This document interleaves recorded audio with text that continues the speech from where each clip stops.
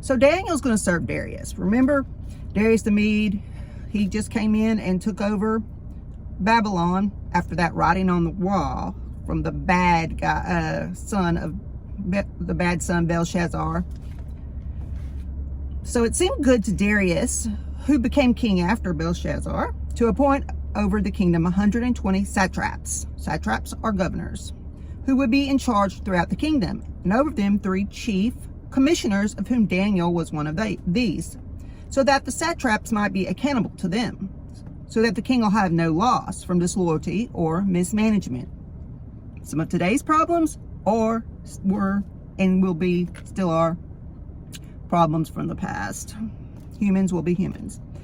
Then this Daniel, because of the extraordinary spirit within him, began distinguishing himself among the commissioners and the satraps, and the king planned to appoint him over the entire realm.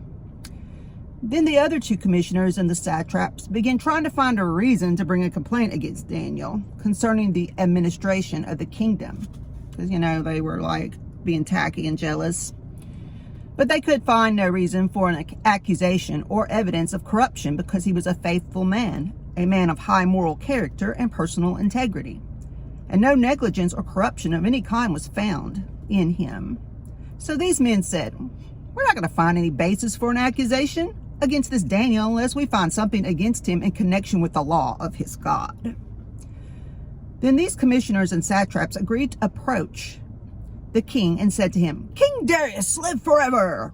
All the commissioners of the kingdom, the prefects and the satraps, the counselors and the governors have consulted and agreed together with the king that the king should establish a royal statute and enforce an injunction that anyone who petitions / prays to any god or man besides you, O king, during the next 30 days shall be thrown into the den of lions. Now, O king, establish the injunction and sign the document so that it may not be changed, in accordance with the law of the Medes and the Persians, which ensures that it may not be altered or revoked. So King Darius signed the document, that is, the injunction.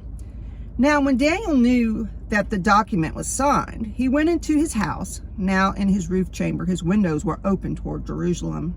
He continued to get down on his knees 3 times a day, praying and giving thanks before his God, as he had been doing previously.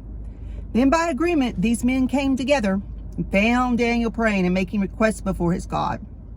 Then they approached and spoke before the king regarding his injunction. Haven't you signed an injunction that anyone who petitions, prays to any man or God except you, O king, within this designated 30 days?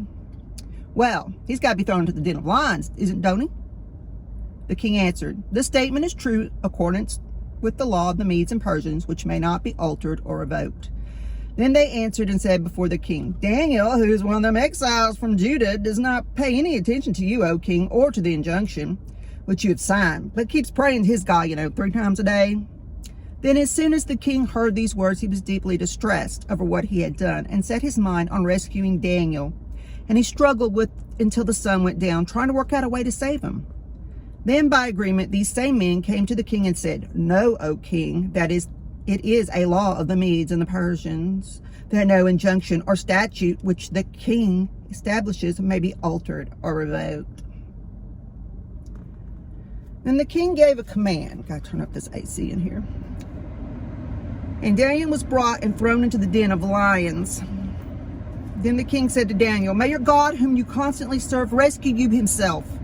A stone was brought and laid over the mouth of the den, and the king sealed it with his own signet ring and with the signet rings of his nobles, so that nothing would be changed concerning Daniel. Then the king returned to his palace and spent the night fasting, and no music or entertainment was brought before him, and he remained unable to sleep. Then the king rose at dawn at the break of day and hurried to the den of lions. When he had come near the den, he called out to Daniel with a troubled voice. Then the king said to Daniel, O Daniel, servant of the living God, has your God, whom you constantly serve, been able to rescue you from the lions? Then Daniel spoke to the king, O king, live forever. My God has sent his angel and has shut the mouths of the lions, so they have not hurt me, because I was found innocent before him and also before you. O king, I have committed no crime. Then the king was greatly pleased and ordered that Daniel be taken out of the den. So Daniel was taken out of the den, and no injury whatsoever was found on him, because he believed and relied on and trusted in his God. The king then gave a command, and those men who had maliciously accused Daniel were brought and thrown into the den of lions, they, their children, their wives. And before they reached the bottom of the den, those lions overpowered them, crushed all their bones, ate them all up. Ate them all. Then Darius the king wrote to all the peoples, nations, speakers of every language who were living in all the land. May peace abound to you. I issue a decree that in all the dominion of my kingdom, men are to reverently fear and tremble before the God of Daniel. For he is the living God, enduring and steadfast forever. And his kingdom is one which will not be destroyed, and his dominion will be forever and ever. He rescues and saves and performs signs and wonders in heaven and on earth. He who has rescued Daniel from the power of the lions. So this man Daniel prospered and enjoyed success in the reign of Darius and in the reign of Cyrus the Persian. Great Old Testament stories. I love these. All right. Hope you enjoyed that. Have a great day.